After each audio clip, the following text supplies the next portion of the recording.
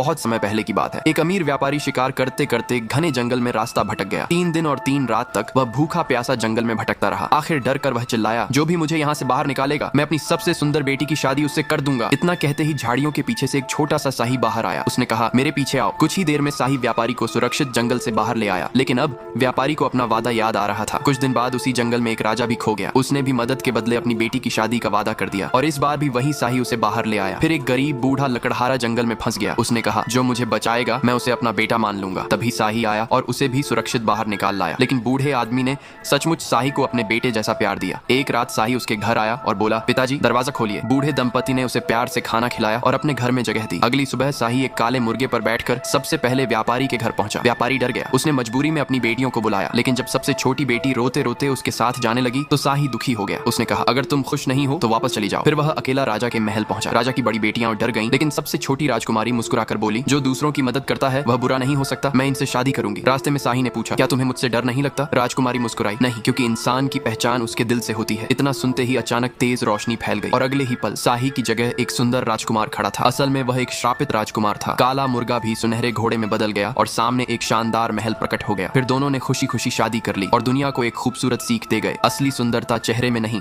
दिल में होती है।